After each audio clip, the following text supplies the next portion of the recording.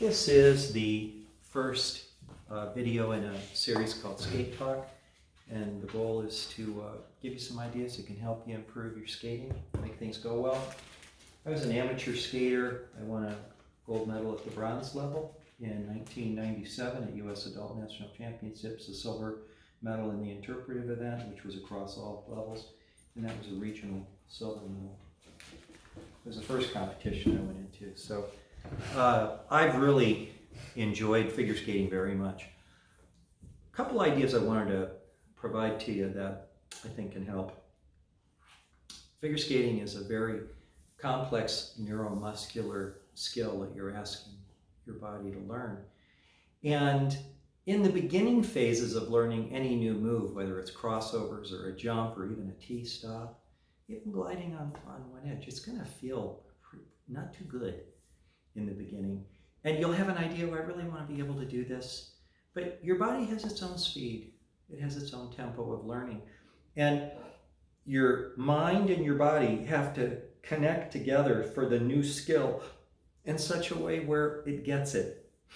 And it's probably not going to be the first day. It might not be the second day.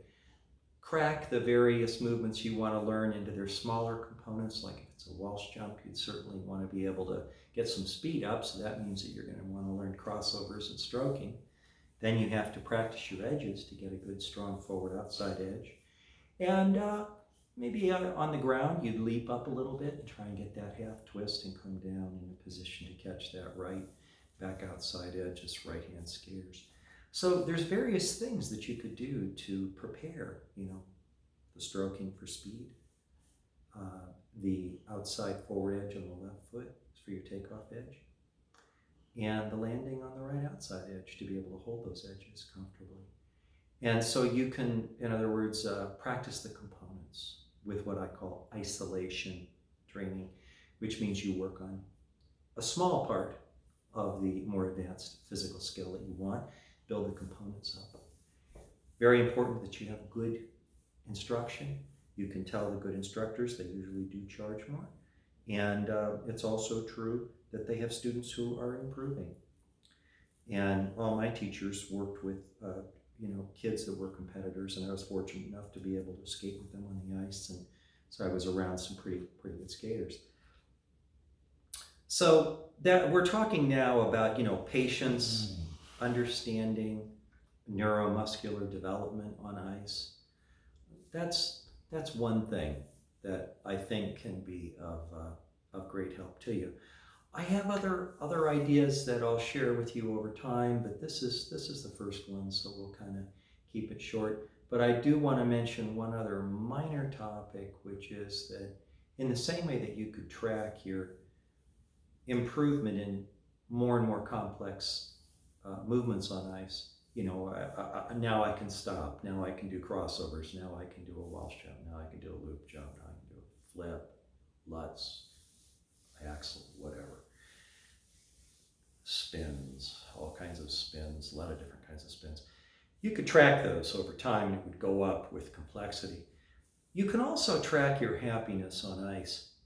And by that I mean that you want to manage your feelings as best you can and try and stay in a state of mind that's pretty accepting of where you're at, patient. It's going to take time until you get and learn that neuromuscular skill. You have to be patient during that time period and give your subconscious a chance to help you out and help you put it all together. Once you have the move, you'll keep it. So you do want to be careful and not have a lot of negative think going on. And I'd also say at the end of each session, try to do something you can do well, so that when you come off the ice, you feel good about what's going on. I certainly wouldn't bang away at one movement and leave that session in that space.